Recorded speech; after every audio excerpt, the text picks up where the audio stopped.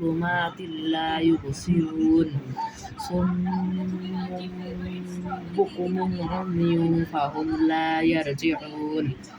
أو كصيب من السماء فيه ظلمات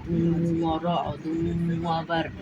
يجعلون أصابعهم في آذانهم من الصاعق حذر الموت والله محيط بالكافرين يكاد البرق يخطف أبصارهم كلما أضاء لهم مشوا فيه وإذا أظلم عليهم قاموا ولو شاء الله لذهب بسمعهم وأبصارهم إن الله على كل شيء قدير يا أيها الناس اعبدوا ربكم الذي خلقكم والذين من قبلكم لعلكم تتقون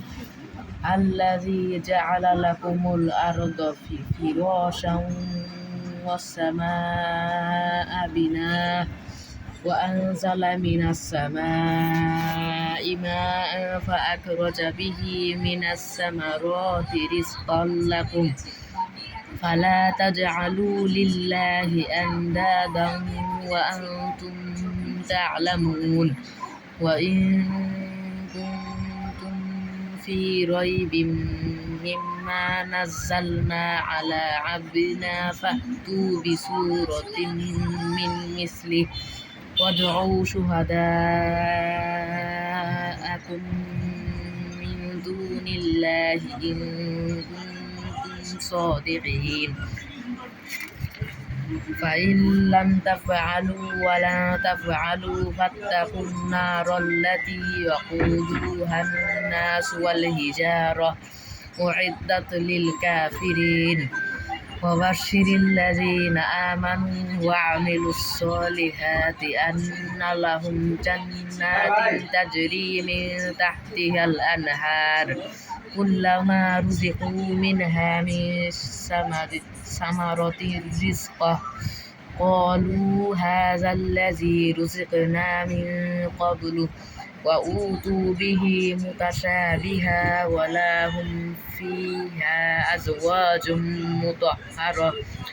وهم فيها خالدون إن الله لا يستحي أن يضرب مثلا ما بعوضة فما فوقها فأما الذين آمنوا فيعلمون أنه الحق من ربهم وأما الذين كفروا فيقولون ماذا أراد الله بهذا مثلا يضل به كثيرا ويهدي به كثيرا وما يضل به إلا الفاسقين الذين ينقضون عهد الله من بعد ميثاقه ويقطعون ما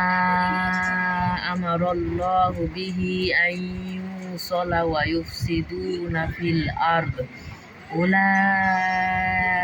هم الخاسرون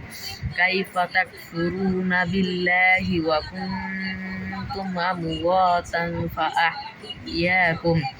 ثم يميتكم ثم يحييكم ثم إليه ترجعون هو الذي خلق لكم ما في الأرض جميعا ثم استوى إلى السماء فسواهن سبع سماوات وهو بكل شيء عليم سماوات